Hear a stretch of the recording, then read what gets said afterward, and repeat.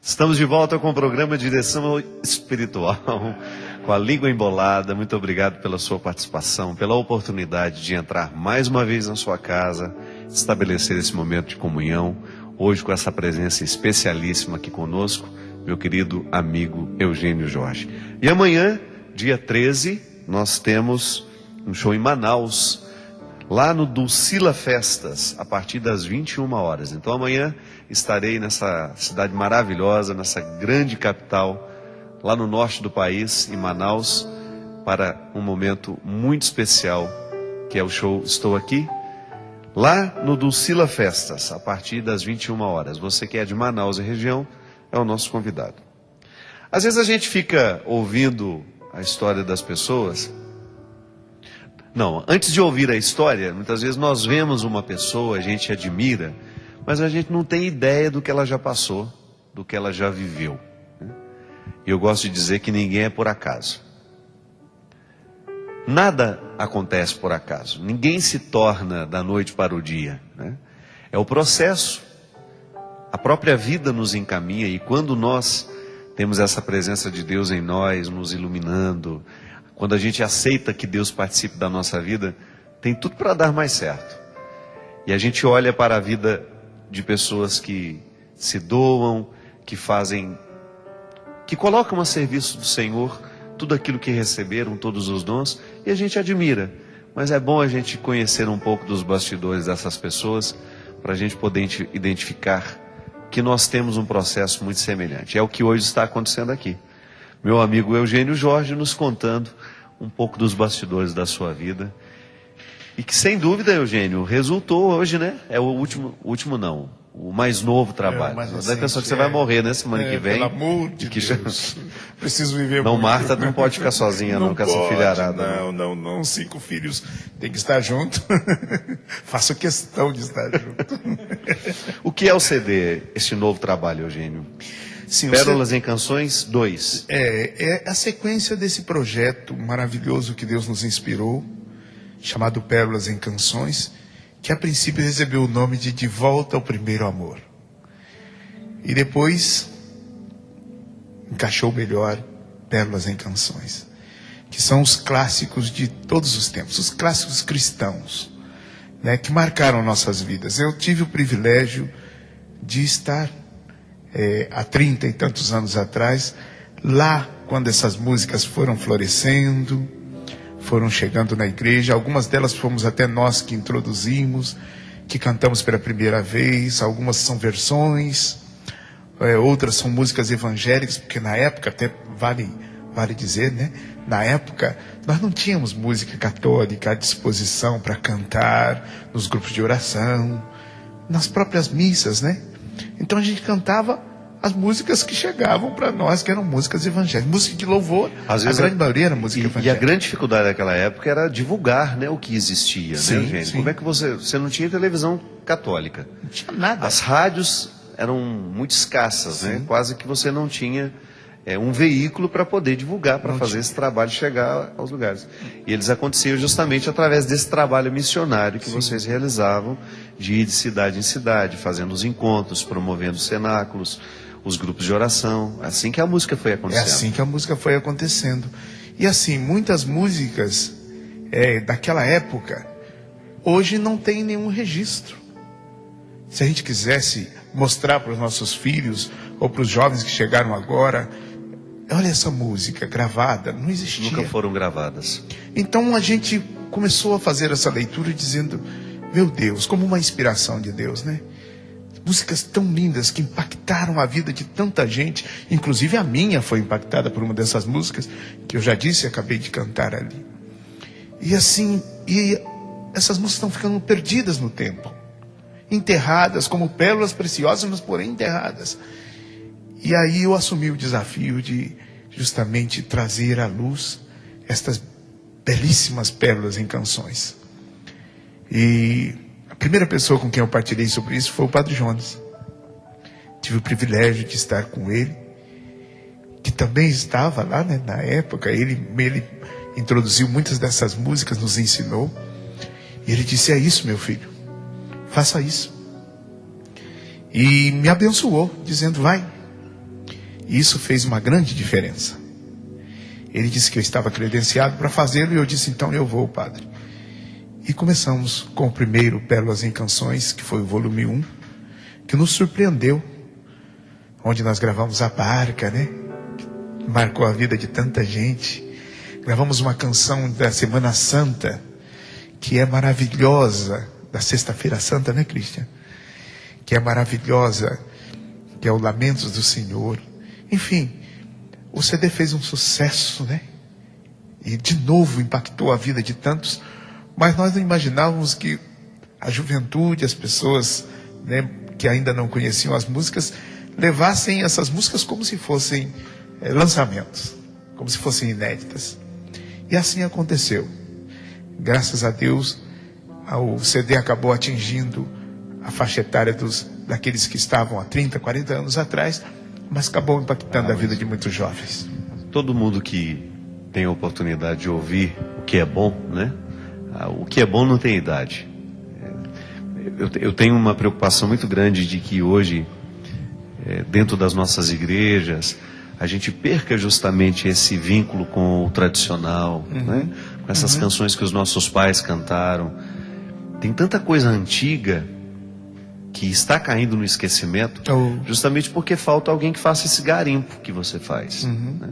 É interessante porque a igreja, ela tem essa riqueza, ela, claro, tem os grandes clássicos que foram registrados. A gente sabe que a música clássica nasceu em torno da igreja, eram as grandes missas, compostas do início ao fim, para que pudessem a liturgia ser celebrada com trilha sonora, né? O que é a música? É a trilha sonora da liturgia. Mas a gente sabe que os movimentos pastorais foram introduzindo dentro da igreja muita coisa que não era litúrgica. Eu me lembro, gente, que nós cantávamos coisas absurdas nas missas. Cantávamos. Eu cantava Chitãozinho Chororó. Alegre, né? Quantas vezes eu cantei Chitãozinho Chororó na missa? Terra tombada, solo sagrado. Uma música linda, mas, pelo amor de Deus, cantar. Eles não sabem que nós cantávamos isso? Comunhão. O que tem a terra tombada, né? A ver com aquele momento. Então, era um estudo, porque nós estávamos dentro de um movimento que desconsiderava muito o que era realmente litúrgico. Claro, uma pastoral da juventude que às vezes nos faltava orientação, a gente não tinha alguém que nos ensinasse. Olha, a liturgia, ela precisa ter a música certa.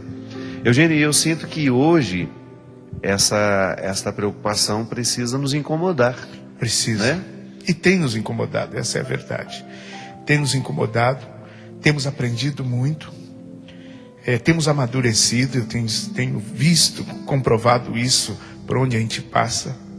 A gente fica muito feliz com o amadurecimento da música católica. O Senhor é testemunha, né, por onde passa também, da grandeza, da dimensão em que a música católica tomou e do quanto nós podemos contribuir com esta mesma música, até música litúrgica, né? Muitas das nossas músicas são músicas para se ouvir, mas temos, graças a Deus, muitas músicas que podem perfeitamente ser encaixadas na liturgia, que favorecem a liturgia, que favorecem a celebração, isso mesmo. Que favorecem o anúncio da palavra, que favorecem a consagração, né? Por exemplo, eu canto muito a sua música, é teu este momento de adoração. Que música! Que pode encaixar em qualquer celebração eucarística, porque afinal é adoração pura. Então nós estamos aprendendo, é uma multidão de jovens espalhados por esse Brasil hoje que cantam músicas maravilhosas e que podem sim perfeitamente serem usadas nas nossas celebrações. Mas precisamos distinguir os momentos, né? Há o momento da celebração da missa, e é o momento do show, né? Da adoração, da apresentação, do grupo de oração. Né? E tudo isso precisa ter uma música que fale a mesma linguagem do que está sendo celebrado. Sim, né? Adequada para cada momento. Às vezes a pessoa pode perguntar, o que é a música litúrgica? A música litúrgica é aquela que fala a mesma linguagem do momento específico sendo celebrado. Então, o canto de entrada, ele tem características próprias. É o convite à assembleia, a vir celebrar o mistério do Cristo, a vir participar da missa. Isso. Né? O ato penitencial é aquela música que nos coloca em contrição, que vai nos ajudar a pensar dos nossos pecados. E por aí vai. Quando a gente não tem mais essa preocupação de colocar a música certa no momento certo, a gente acaba privando o povo de conhecer essa verdade, né, Eugênio? Eu acho que hoje o nosso papel como ministros de música dentro da igreja, ele passa muito pela orientação também. Não é só você gravar um CD para que, claro, as pessoas vão ouvir, vão fazer uma experiência de Deus, vão rezar com a sua música, mas seria muito interessante que todos os compositores também, de vez em quando, se exercitassem no papel de ser um compositor de liturgia também. A beleza da nossa música, sobretudo na missa, eu pelo menos acredito, está em que nós fazemos o povo cantar. Na missa não importa se eu canto. Na missa o que importa é que a assembleia participe e cante. Às vezes a gente coloca músicas tão difíceis que só nós somos capazes de cantar e o povo não consegue acompanhar. Então o povo fica assistindo. E a celebração não é para as pessoas ficarem assistindo, é para as pessoas participarem. Aí que está a grandeza, a beleza da celebração. Por isso se chama celebração. Então a gente quer ser parte e tornar as pessoas parte daquele momento maravilhoso. Integrar, né? Que é a celebração eucarística. Isso é maravilhoso. A igreja se enche quando o povo canta. Então, vamos despertar para isso. Às vezes você quer cantar uma música nova, canta uma primeira, uma segunda, uma terceira vez, ensina o povo. Chega um pouco antes, então, da celebração. E hoje vamos aprender uma música nova e ensina. Põe o papel na mão do povo. Mas faça o povo cantar. Celebração é fazer o povo cantar junto para que ela seja verdadeiramente uma E a música faz uma diferença na vida da gente. Nossa. Né? Meu Deus do céu, como uma boa música realmente nos eleva, nos faz compreender o incompreensível, nos faz tocar o mistério, nos coloca de joelhos, né? Faz fluir, né, padre? Faz fluir. Fluir. Eu admiro muito o Padre Marquinhos na Catedral em Taubaté. Toda quinta-feira santa, até esse ano passado, esse ano agora eu não tive oportunidade, porque eu estava viajando, mas no ano passado, e o Padre Marquinhos sempre tem essa preocupação de fazer com que a missa seja diferente, que ela seja... Então ele traz uma pequena orquestra que canta e que toca os clássicos da liturgia santa, que beleza. da Quinta-feira Santa. E são músicas antigas, e impressionante como o povo se deleita com aquela música. E eu até disse a ele, né, que a missa me fez tão bem. No ano passado eu me lembro que eu saí de lá tão elevado, e não foi por causa do discurso que foi feito, não. A música me tomou de um jeito, me colocou na presença do Senhor de maneira tão eficaz, né? E a gente precisa disso, né, Eugênio? Eu acho que a vida espiritual, ela passa o tempo todo pela música. A música ela pode ser um som agradável e passageiro, mas também pode ser uma experiência de Deus. Eu sempre, quando sou desafiado a gravar um CD, eu rezo por isso. Para que o CD seja mais do que um entretenimento, seja uma experiência.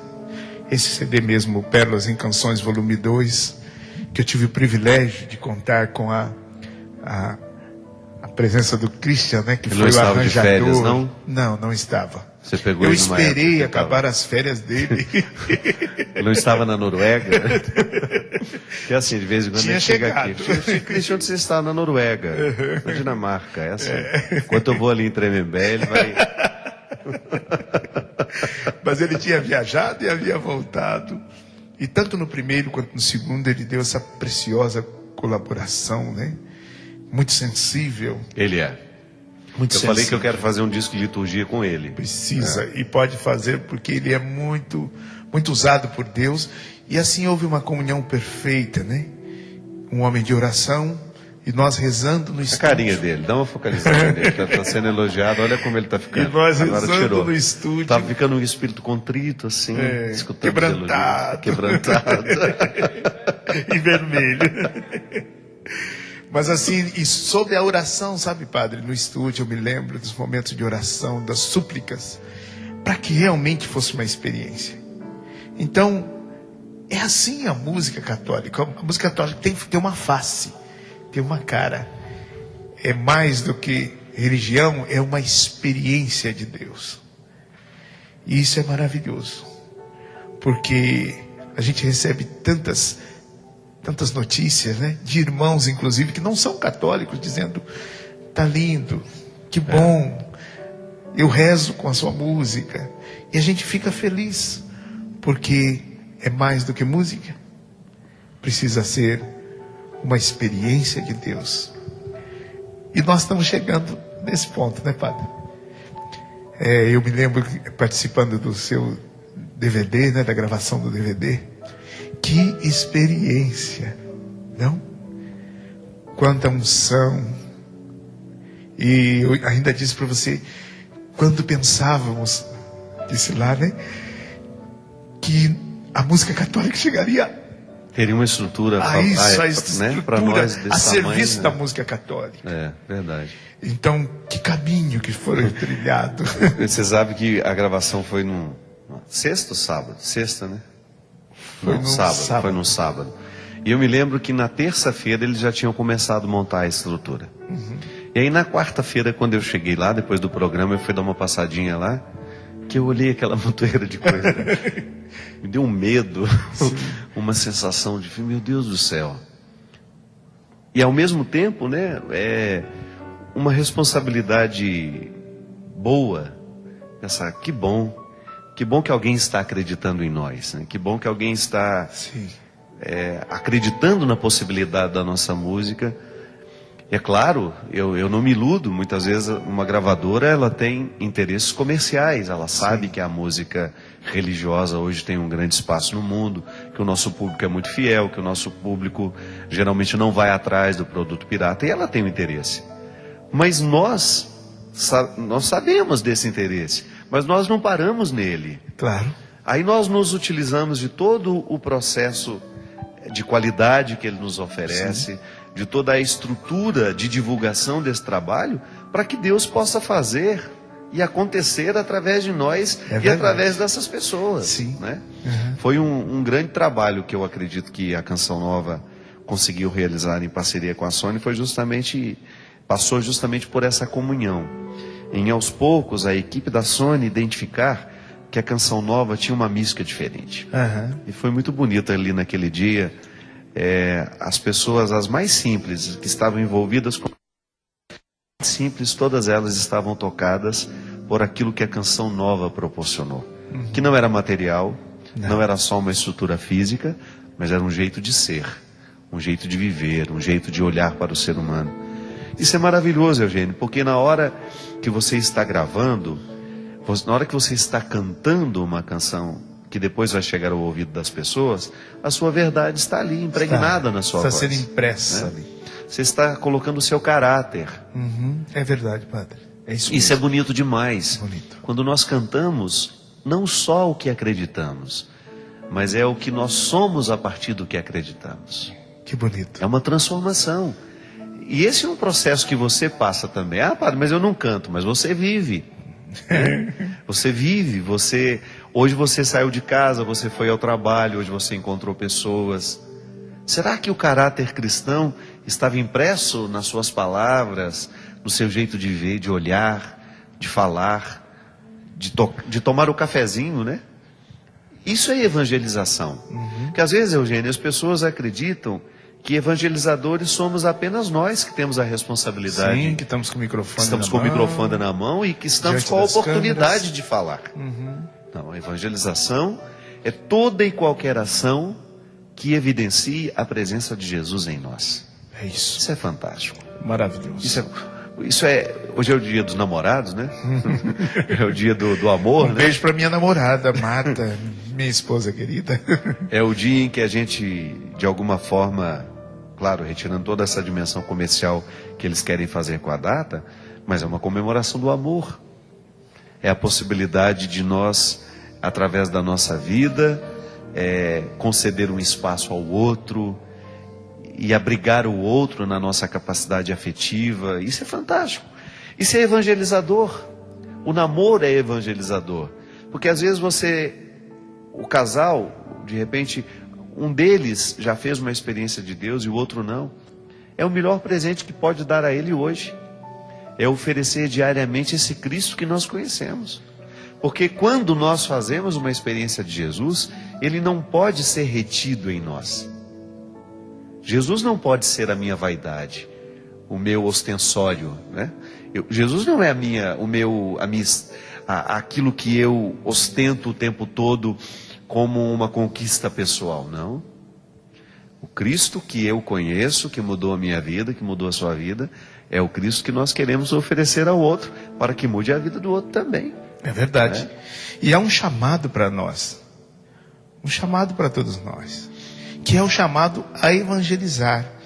Isso é, impregnar a vida das pessoas com o Evangelho de Jesus Cristo. Ainda há poucos dias eu encontrei com alguns músicos em um show. Estava eu, Diego Fernandes, a Aline Brasil. E o Rosa de Saron, no evento em Goiânia. E aí eu dizia a eles, olha, o nosso chamado vai muito além da música. Nós somos chamados a anunciar o Evangelho. E aí, tudo que vier depois é acréscimo. O que nós precisamos, e é o alicerce e também o pano de fundo, é anunciar o Evangelho. Então, se nos dão uma estrutura, padre, nós anunciamos o Evangelho, porque esse é o nosso chamado, é a nossa vocação. Quer cantando, ou quer calado, como diz São Francisco, prega o Evangelho. Se preciso for, use palavras. Se preciso for, mas prega o Evangelho. Eu sempre identifico isso. Eu entro no carro para poder ir para uma cidade, para ir ao aeroporto. Ali começou a minha missão. Começou. Nas pessoas que eu vou encontrar. Que às vezes a gente tem a ilusão de que Deus nos tirou de casa para fazer um show lá em Goiânia. Não. Às vezes Deus nos tirou de casa com a desculpa do show de Goiânia e encontrar a menina que vai nos atender no aeroporto. É verdade. E ali a gente ser um sinal de Deus para aquela pessoa. Na hora do nosso embarque. Vai bem além, né? Né? No momento que talvez você vai... Às vezes ele tira a gente de casa para viver um perrengue. Você acha que é o show que ele está querendo de você, mas não. É o perrengue da viagem. E isso é muito interessante. Sim. Meu chamado é para te amar e amado te tornar entre os homens. Né? Essa música já me fez muito bem, meu irmão. Sim, sim. Já me tocou muito o coração e já me abriu muito os olhos para essa verdade. E uma verdade que nos envolve e que nos sustenta nesta caminhada, nesse desafio de cantar a glória de Deus e para a santificação do seu povo, né? Então nós cantamos, porque é isso que a igreja nos ensina. Cantai para a glória de Deus e para a santificação do seu povo. É um desafio, não, padre? E não pode parar. É um desafio para a vida toda. Meu amigo, muito obrigado. Obrigado pela sua presença. Obrigado pelo convite. O CD do Eugênio, Pérolas em Canções, pode ser comprado aqui pela Canção Nova, não é? É verdade. Pelo site da Canção Nova. Você comprando, você ajuda também a manter essa obra no ar. O Eugênio é um colaborador também da Canção Nova. Sempre foi e sempre será. Sempre fui, sempre serei, até o fim, se Deus quiser. Você também pode encontrar esse CD nas melhores livrarias católicas do Brasil, no Porta a Porta, enfim, todos os canais de evangelização da Canção Nova estão à sua disposição para você viver essa experiência conosco. Foi um privilégio estar aqui. Privilégio todo nosso. Muito obrigado. Amém. Sua bênção, né? Deus abençoe. E obrigado a você que participa conosco, que nos deu a oportunidade hoje de estar na sua casa, de participar da sua vida. Eu desejo do fundo do meu coração que hoje você descubra uma oportunidade, que você dê a Deus uma oportunidade, que você descubra uma brechinha aí na sua vida, na sua história, por onde Deus possa passar e agir poderosamente sobre o seu coração.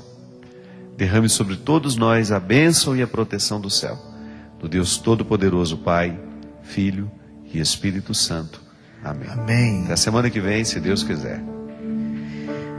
Cristo despojou-se de si mesmo sendo Deus, humilhou-se até a morte.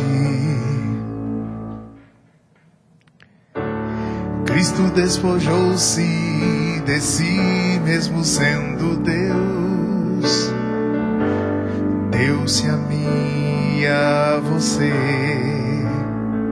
só por amor. Ele é o mesmo de hoje e de amanhã. Sim, Ele é Jesus de Nazaré. Ele é o mesmo